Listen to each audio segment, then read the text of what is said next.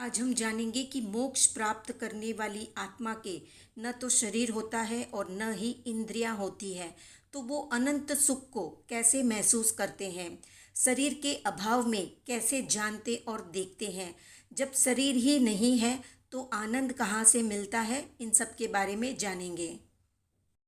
तो जानना और देखना आत्मा के गुण है, न कि शरीर के। शरीर में रही हुई इंद्रियां आत्मा के जानने और देखने के साधन अवश्य है, फिर भी इन साधनों से जानने और देखने वाला आत्मा है। अर्थात जानना और देखना आत्मा का गुण है, न कि शरीर का। इंद्रिय साधनों से आत्मा बहुत कम जान और देख सकती है। जैसे हम आँख से कितना दूर तक देख सकते हैं। अगर कमरे में बैठे हैं तो दीवार तक देख सकते हैं, और अगर खिड़की से देखें तो जब तक आगे की दीवार या मकान आदि की रुकावट न हो वहाँ तक देख सकते हैं। परंतु जितना दूर तक की वस्तु देखेंगे वो उतना अधिक धुंधला या अस्पष्ट दृश्य दिखाई देगा। वो भी एक दिशा का ही दिखाई देगा, आगे पीछे दाएं बाएं का नहीं दिखेगा। वो केवल वर्तमान का ही दृश्य होगा, उसमें भी अलग अलग व्यक्तियों के देखने में अंतर आ जाएगा। अर्थात दृश्य एक ही है परंतु देखने वाले 1000 व्यक्ति है, तो उसी दृश्य को उसी समय एक साथ देखते हुए भी सभी को दृश्य अलग अलग नजर आएंगे। भले ही देखने में अंतर बहुत मामूली हो, फिर भी अंतर तो होगा ही। एक ही व्यक्ति है, एक ही दृश्य है। वो एक आंख से दृश्य को जैसा देखता है वैसा ही दूसरी आंख से नहीं देख पाता है, कुछ अलग देखता है। इसका कारण ये है कि दोनों आंखों की देखने की क्षमता में अंतर का होना।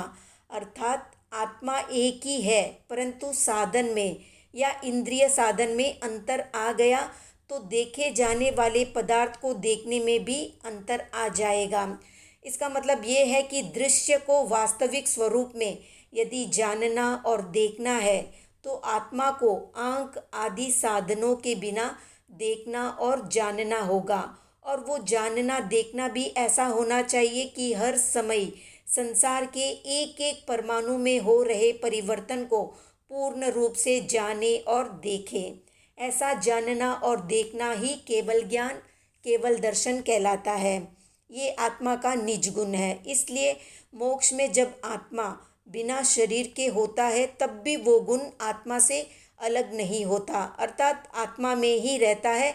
इसलिए कर्म रहित अवस्था या मोक्ष में बिना शरीर की अवस्था में भी आत्मा सब कुछ जानता और देखता है। जब आत्मा यहाँ धरती पर था, शरीर सहित था और आंख कान आदि इंद्रियों से जानता और देखता था, तब उसका जानना देखना अत्यंत ही सीमित था। उसके लिए ज्ञानावरण दर्शनावरण कर्म जिम्मेदार थे। ज्ञानावरण और दर्शनावरण कर्म आत्मा से पूरी तरह निकल गए तो आत्मा सब कुछ जानने और देखने लगा। अर्थात उसके सब कुछ जानने देखने की शक्ति पर जिन दो कर्मों का पर्दा या आवरण था वो पूरी तरह से हट गया। इसलिए आत्मा की सब कुछ जानने और देखने की शक्ति प्रकट हो गई। अब आँख कान नाक आदि इंद्रियों का कोई भी उपयोग नहीं रहा। शरीर में रहते हुए भी सब कुछ जाना और देखा जा सकता है, क्योंकि सब कुछ जानना देखना शरीर का गुण नहीं है बल्कि आत्मा का गुण है। जो सब कुछ जानता और देखता है वो आत्मा शरीरस्थ है, तब मुंह से बोलकर इस संसार के रहस्य को प्रकट करता है, क्योंकि बोलने के लिए मुंह आवश्यक है जो शरीरधारी के लिए ही संभव है, और सब कुछ जानना आत्मा का गुण है। इसलिए शरीरधारी सर्वज्ञ आत्मा शरीरधारी असर्वज्ञ जीवों को बोलकर आत्मा का स्वरूप, आत्मा के सुख दुख के कारण, दुखों से मुक्ति के उपाय आदि जो भी पूछा जाता है वो बताते हैं। सर्वज्ञ आत्मा जब शरीर में रहने का समय समाप्त हो जाता है तब शरीर को त्याग करके ऊपर यानी ऊर्ध्व दिशा में सीधा ही एक समय में ब्रह्मांड या लोक के शिखर भाग पर जाकर रुक जाता है। वो हमेशा अनंत काल तक वहीं पर रहता है। उसको जन्म मरण रोग शोक बुढ़ापा भय चिंता आदि दुख बिल्कुल नहीं रहता। इसलिए अनंत सुखी वो ज्ञाता, दृष्टा, वीतराग, सर्वज्ञ परमेश्वर परमात्मा बन जाता है। तो ये थी संक्षिप्त जानकारी। आज का प्रश्न है, मुक्त आत्मा या सिद्धों के कितने प्रकार हैं? कमेंट में बताएं। वीडियो पसंद आया तो लाइक, शेयर, सब्सक्राइब